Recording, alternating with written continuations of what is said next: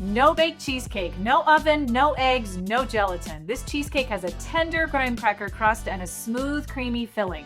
I use a special ingredient that gives a perfect set every time. We'll start our crust first. You'll need a 9-inch springform pan. You'll need 2 cups of graham cracker crumbs. That's 260 grams. It's 15 to 16 full crackers. It's handy if you have a scale to weigh them first before you grind them. Then you know exactly how many to grind. If you put them in the food processor, just pulse them until they're nice and fine. If you don't have a food processor, use a bag and a rolling pin. The finer the crumb, the better. Next, add 1/4 cup of granulated sugar into your graham crackers. That's 50 grams.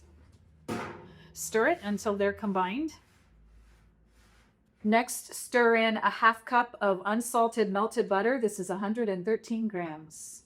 Stir this until you see no more dry crumbs. You're looking for a wet sand texture. Once you have that wet sandy texture, pour this into your pan.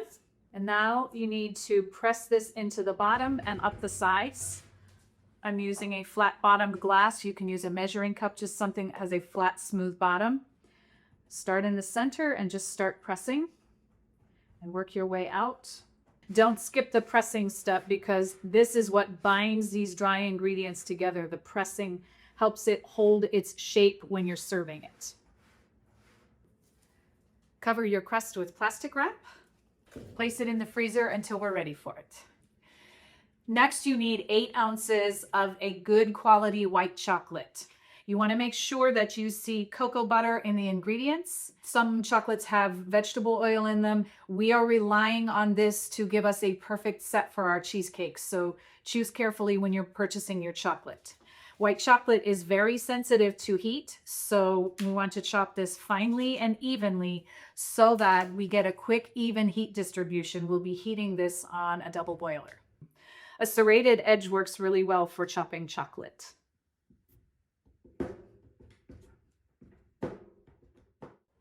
Place your chocolate on a saucepan that has about 1/2 inch of barely simmering water in it. Make sure that the water is not touching the bottom of the bowl. The steam rising up will heat gently, and that's what we want to happen here.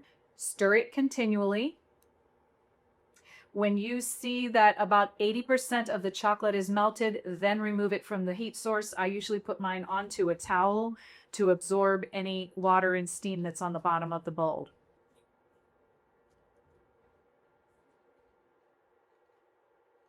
I'm removing this from the heat source. Continue stirring. Once your chocolate is melted and smooth, if you used a glass bowl, they stay very, very hot. Like I can't even touch the bottom, and I don't want this to continue heating. So I am transferring this into a smaller bowl that's cool, and it can just rest in there and cool down gently. Once you have your chocolate safely in a bowl, you just need to set it aside. This needs to cool. This cannot go into our cream cheese mixture until it's about 90 degrees Fahrenheit, or that's 18 Celsius. In a large bowl, if you're hand mixing, or a stand mixer bowl fitted with the paddle attachment, we'll be adding cream cheese. I want to say temperature is key here. You want to make sure that your cream cheese is at about 68 to 70 degrees room temperature. That's 20 to 22 degrees Celsius. You don't want it too warm or it will be soupy and you won't recover it. And you don't want it too cold or it will just break into bits. This is 24 ounces or 680 grams.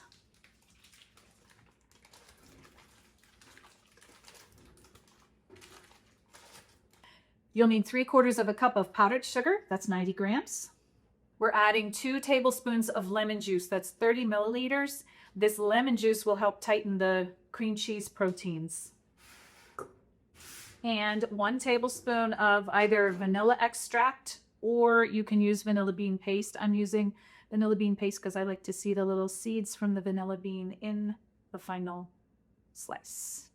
Beat this mixture on low speed until you see that it's smooth and glossy.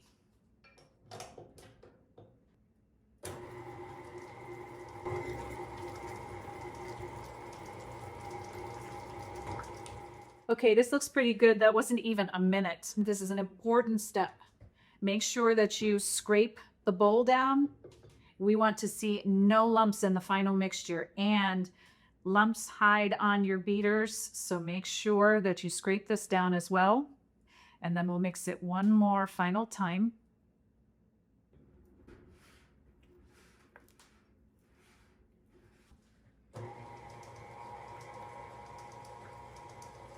Now it's time to add our chocolate into this mixture, but very important step, and a thermometer is best practice here.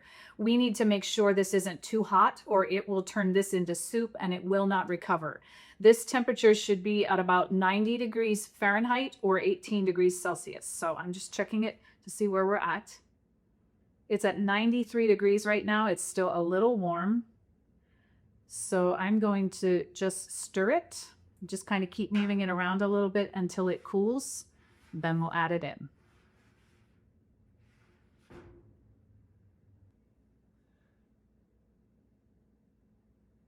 All I needed to do was stir it just a little bit. Now it's at the perfect temperature. So with your mixer on low speed, slowly stream the white chocolate in.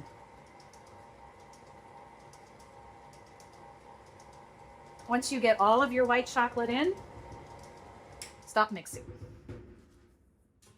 Scrape your bowl down and give it just a gentle stir all around to make sure that you have all of the chocolate incorporated. You should have just a really nice, creamy, smooth, beautiful mixture. This is what it should look like. We're done with our mixer and we're on to our last step. In a bowl or a container, add 1 cup of heavy whipping cream. That's 240 milliliters. It needs to be refrigerator cold. Next, you need 1/4 cup of sour cream. Again, refrigerator cold. This is 60 grams. This will give us the tang. Now we need to whisk this to stiff peaks. I added the sour cream into this mixture because it is 75% water. That would cause this to separate possibly or make it soupy. This will make this into a structure that's more mousse-like, which will add structure to our batter and assist us in the setting process. So I'll begin whisking this. I'm looking for stiff peaks, and this does not take very long. If you don't have one of these, you should look into this. I'll actually link this. No one's paying me to say this, but you're my friends, and I would love to see you have one of these. This is the easiest way to make whipped cream I have ever done. Here we go.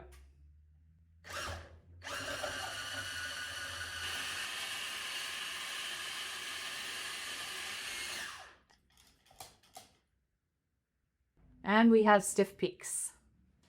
Now we want to fold this into our mixture. I'm going to put just a portion in at first, just a 1/4 cup to 1/2 cup. Fold that in.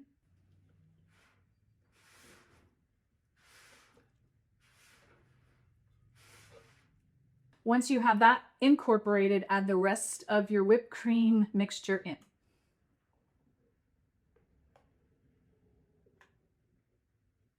Gently fold until you see no more white streaks. Your mixture should be smooth and combined. Pour half of your mixture in your crust and then smooth it out.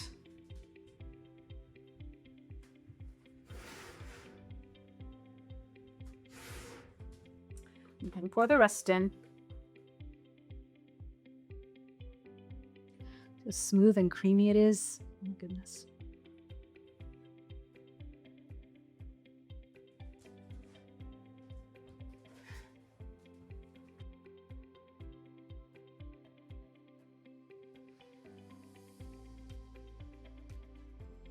Once you get your cheesecake smoothed out, cover it with plastic wrap. Just make sure that the plastic doesn't touch the surface of the cheesecake.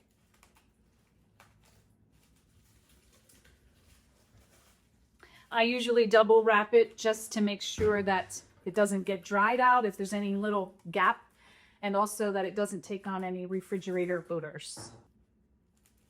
This needs to chill in the refrigerator for 24 hours. The mousse and the cocoa butters in the chocolate will help this set perfectly. Our cheesecake is out of the refrigerator. It's time for us to unwrap it and have a look.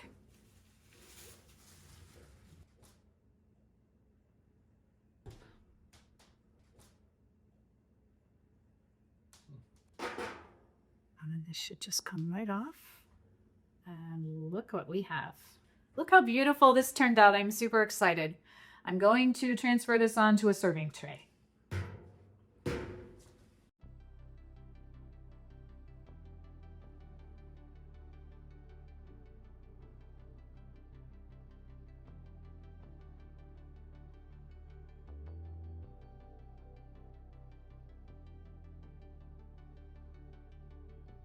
I'm excited to cut into this and have a look.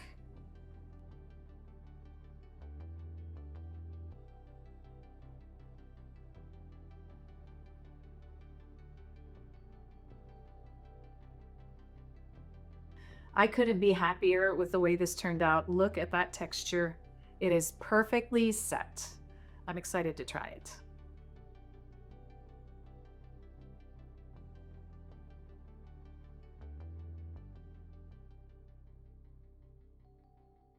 So I'm so excited with this. Again, look at this texture. Look at it. It's so beautiful.